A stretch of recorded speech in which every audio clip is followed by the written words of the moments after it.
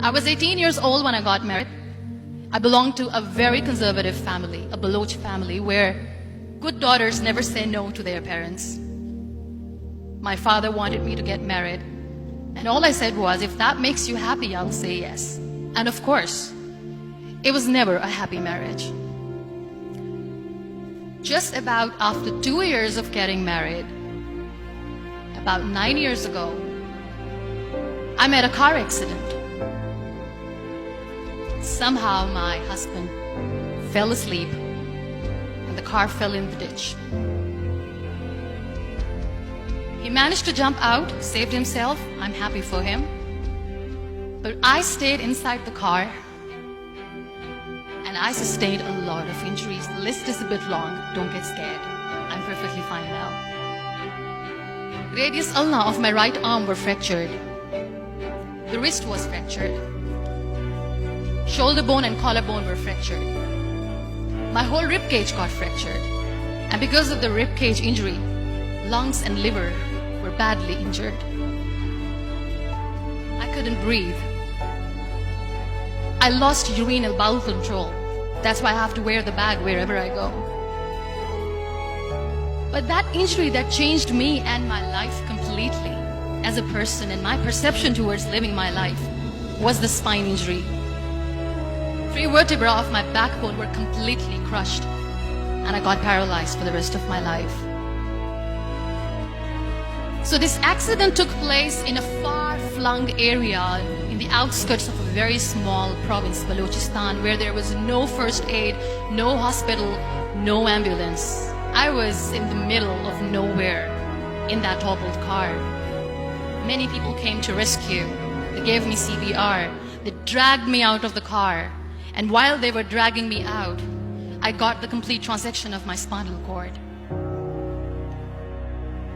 I finally ended up in a hospital where I stayed for 2.5 months. I underwent multiple surgeries. Doctors have put a lot of titanium in my arm. There's a lot of titanium at my back to fix my back. That's why people in Pakistan call me the Iron Lady of Pakistan.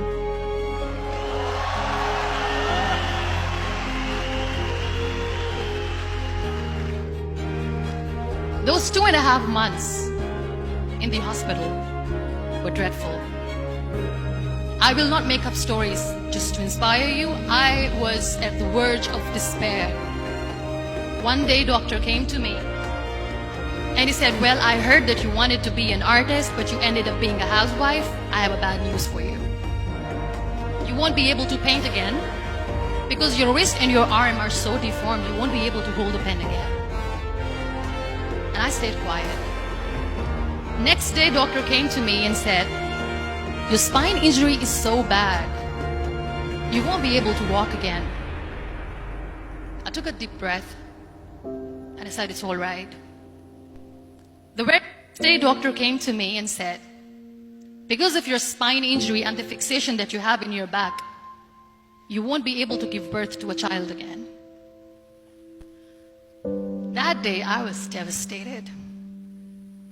I still remember, I asked my mother, why me? And that is where I started to question my existence. Why am I even alive?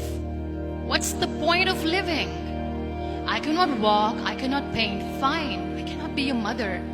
And we have this thing in our heads being women that we are incomplete without having children.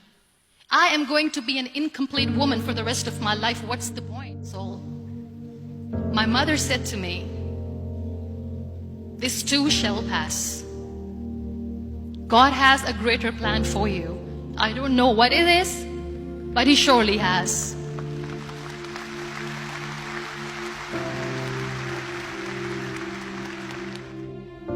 So what kept me going was, one day I asked my brothers, I know I have a deformed hand, but I'm tired of looking at these white walls in the hospital and wearing these white scrubs. I'm getting tired of this. I want to add more colors to my life. I want to do something. Bring me some colors. Bring me some small canvas. I want to paint. So the very first painting I made was on my deathbed, where I painted for the very first time. There were a lot of infections in my body, a lot of allergies. So doctors wanted me to lie down on the bed straight for not 6 months, for not 1 year, for 2 years.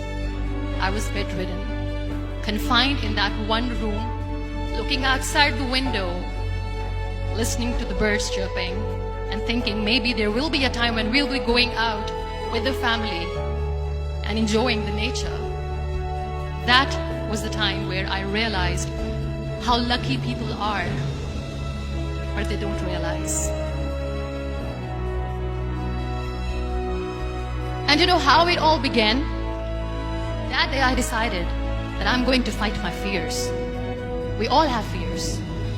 Fear of unknown, fear of known, fear of losing people, fear of losing health, money.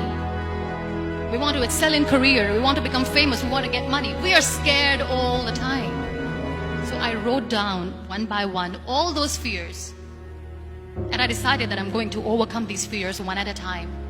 Do you know what was my biggest fear? Divorce. It didn't work. But the day I decided that this is nothing but my fear, I liberated myself by setting him free. And I made myself emotionally so strong that the day I got the news that he's getting married, I sent him a text that I'm so happy for you and I wish you all the best. And he knows that I pray for him today.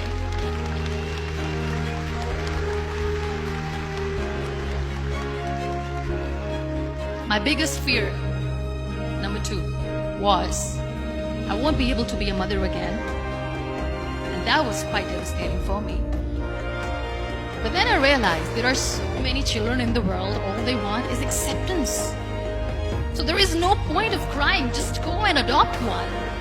And that's what I did.